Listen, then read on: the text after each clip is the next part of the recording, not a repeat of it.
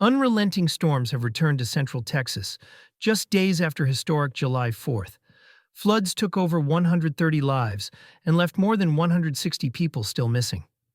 Rivers are rising again, roads are collapsing, evacuations are expanding, and crucial recovery efforts are completely on hold.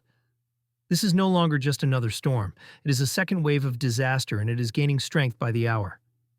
Early Sunday morning, heavy rain swept across the already devastated Texas Hill Country. Flash flood emergencies were declared across several counties. In Kempner, the Lampasas River jumped from under 2 feet to over 32 feet in just a few hours. In Adamsville, that same river rose 14 feet in 2 hours.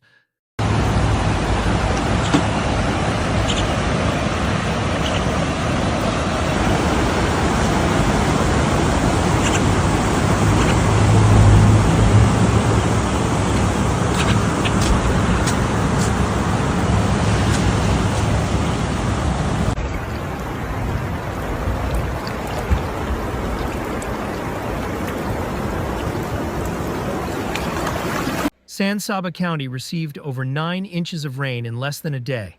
Colorado Bend State Park saw 6 inches, while Sonora experienced localized downpours reaching 3 inches per hour.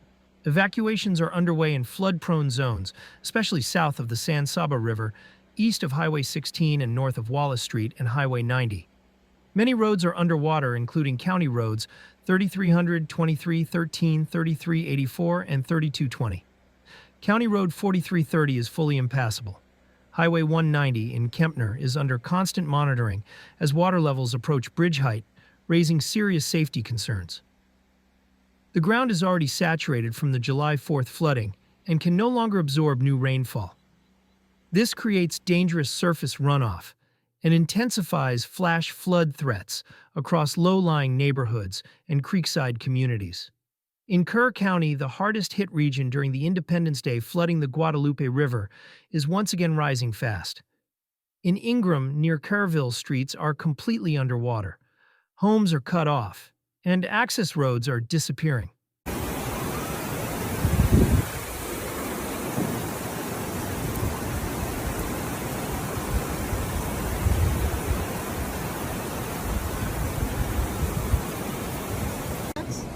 Get me the hell out of here!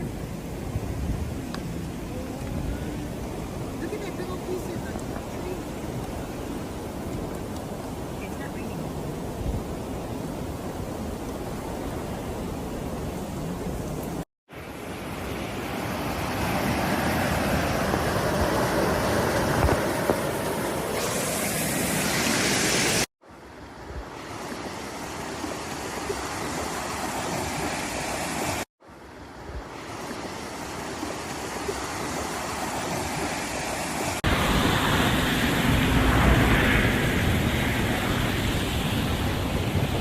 Search and recovery efforts in the Guadalupe corridor have been suspended due to rapidly increasing water and unsafe conditions. Neighboring counties like Schleicher, Kimball, Menard, Sutton, and McCulloch are also facing intense flooding. In Brady, nearly 5 inches of rain fell overnight. In Sonora, shelters have opened for displaced families. In Boise County, a man was rescued from waist-deep floodwater on a bridge that has already seen multiple rescues this month. The National Weather Service says a stalled upper-level low-pressure system is trapped between 2 strong high-pressure zones. This rare setup is producing slow-moving storms over already soaked land. A second-week disturbance has added more instability, which is leading to repeated heavy rain across the region. Central Texas is now under a level 3 flood risk out of 4. That means a high likelihood of life-threatening flooding and serious infrastructure impacts. Governor Greg Abbott confirmed that many swift water rescues have taken place in the last 48 hours.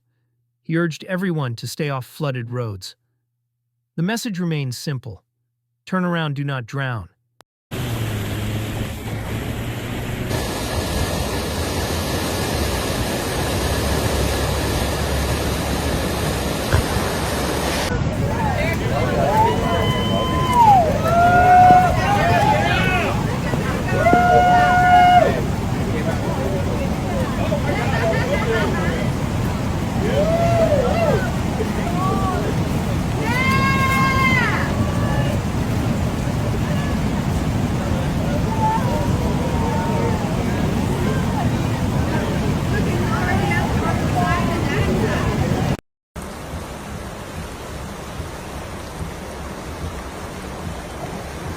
Most of the homes affected by the floods in Kerr County were not covered by flood insurance.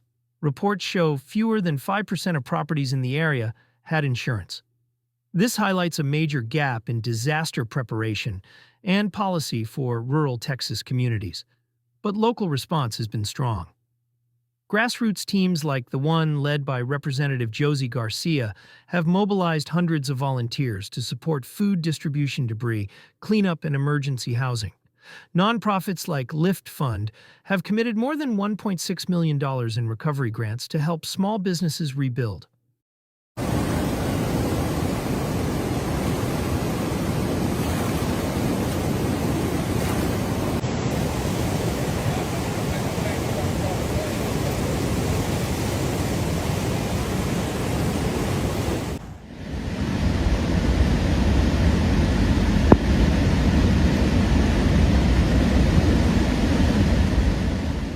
In total, over $30 million has been raised by community groups for flood relief. Meanwhile, search efforts for more than 160 missing people remain paused until water levels go down and conditions improve. Last week, the final missing counselor from Camp Mystic was found. Her name was Catherine Ferrazzo. A memorial is being planned in her honor. The physical and emotional toll on rescue teams continues to grow. So County Road 4330 is flooded out.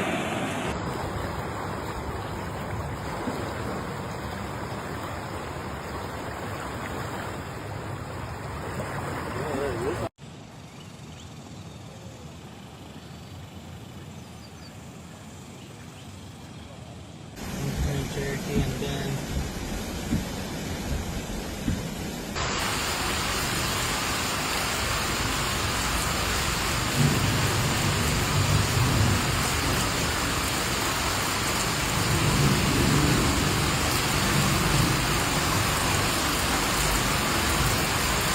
From getting in my little cabin, and we are stuck here. There's no way to get out.